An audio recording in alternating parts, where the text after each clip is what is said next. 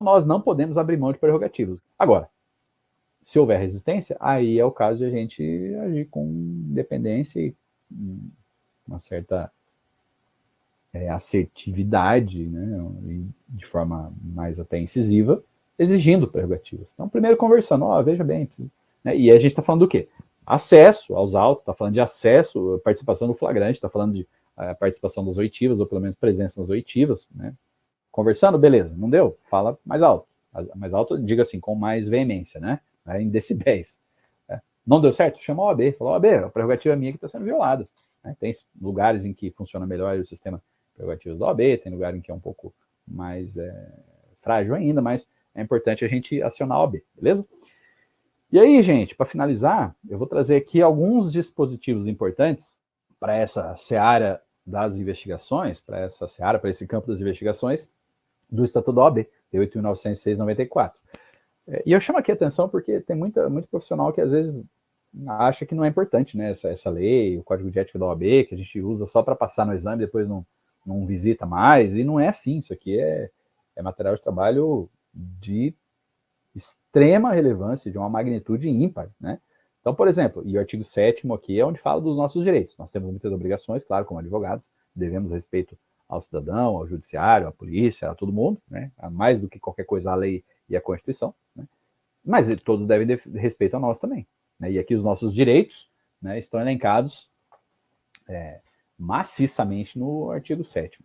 Começa aqui, artigo 7º caput, são direitos do advogado. Inciso 3. Comunicar-se com seus clientes pessoal e reservadamente, mesmo sem procuração, quando esses se acharem presos, detidos ou recolhidos em estabelecimentos civis ou militares, ainda que considerados incomunicáveis. Nem tem mais esse negócio de incomunicável, né? Tá no CPP lá, 1940, mas isso aí é algo que não tem recepção na Constituição Federal, né? E aí o inciso 6, olha que legal. Ingressar livremente, a linha B. Estou só selecionando alguns que, a meu ver, são mais importantes, tá? Nas salas dependentes de audiências, secretarias, cartórios, ofícios de justiça, serviços notariais e de registro, e no caso de delegacias e prisões, mesmo fora do horário de expediente, porque delegacia não tem expediente para todos, a gente sabe disso, né? 24 horas, plantão, etc. Tem funcionário que trabalha no expediente, tem, mas existe um plantão, a polícia trabalha 24 horas, né? Mesmo fora do horário de expediente e independentemente da presença de seus titulares.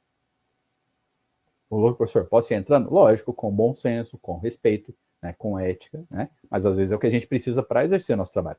Nunca precisei sair entrando aí sem, né, sem alguém estar junto. Nessa situação que eu narrei, o servidor, a servidora, sei lá, foi junto comigo, foi junto com o meu cliente, eu fui entrando, meu colega trabalhista, fomos todos entrando ali normal e naturalmente, né?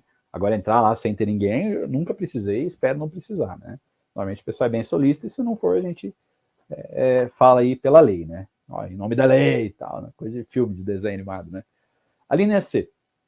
Em qualquer edifício ou recinto em que funcione repartição judicial ou outro serviço público, onde o advogado deva, vejam que é o dever, tá?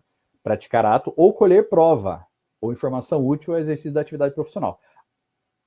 Na minha percepção, aqui nós temos também elementos da investigação defensiva, né?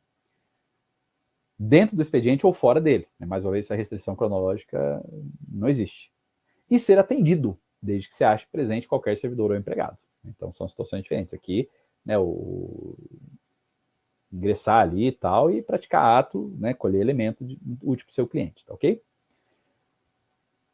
O 14. Examinar em qualquer instituição responsável por conduzir a investigação, mesmo sem procuração, repito, mesmo sem procuração, autos de flagrante de investigações de qualquer natureza, fins ou andamento, ainda que conclusa a autoridade, podendo copiar peças e tomar apontamentos em meio físico ou digital. Ô, Fabrício, mas nunca precisa de procuração? Calma, daqui a pouco a gente vai falar sobre isso. Tem situações que se exige sim, tá? Então, o acesso, primeira coisa. Ô, doutor, o que está acontecendo? Primeiro eu vou ter acesso, depois a gente conversa. Vou ter acesso ao que tem, aí a gente vai conversar e aí a gente vai definir os próximos passos, né? Inciso 21. Assistir a seus clientes investigados durante a apuração de infrações sob pena de nulidade absoluta do respectivo interrogatório ou depoimento. E, subsequentemente, de todos os elementos investigatórios e probatórios dele decorrentes ou derivados, direto ou indiretamente, podendo, inclusive, no curso da respectiva apuração, a linha A, apresentar razões e quesitos. Vejam que interessante esse inciso, né? Sob pena, o advogado tem que estar presente, tem direito a estar presente, deve se fazer presente sob pena de nulidade. É a nulidade que muitas vezes o judiciário ainda passa por cima, mas cabe a gente ir questionando e articulando e argumentando e fundamentando nesse sentido que, ó, tá nulo isso aqui tudo que é produzido aqui, o que é derivado daqui, tá nulo, tal. É aquela história, cada vez mais a gente fala que é nulo, nulidade absoluta, porque desrespeita a Constituição, porque é ordem pública e não sei o quê, e o judiciário fala, não, é nulidade relativa, comprovar prejuízo, precluir, mera irregularidade, não sei o quê. Mas, água mole em pedra dura, né? A gente tem que fazer a nossa parte para que se respeite a regra do jogo. Tá escrito aí, e tem gente que não presta muita atenção, mas a Lei 8.994, Estatuto da Advocacia da OAB, é uma lei federal em vigência. Lei federal em vigência, não é recomendação. Lógico, inviolável é advogado por suas manifestações sendo impunível a injúria, e aí o desacato, né, tá suspenso por ADIM, né? Não é injúria, não é crime contra a honra, a não ser desacato. Desacato, o Supremo falou, peraí, o advogado não pode sair desacatando. Lógico que essa questão da imunidade não pode servir para falta de educação, para, mais uma vez, o bom senso, né? O equilíbrio e o respeito às pessoas e às autoridades, né? Assim como a gente quer ser respeitado, a gente tem que respeitar, né? Mas vejam, toda essa situação aqui, né, diz que é um direito nosso, e se esse direito, prerrogativa nossa, né? Nossa prerrogativa é um direito nosso, visando um direito do cliente, um direito de terceiro, que a gente tem que cuidar mais do que do nosso, né? E se não for respeitado, nulidade.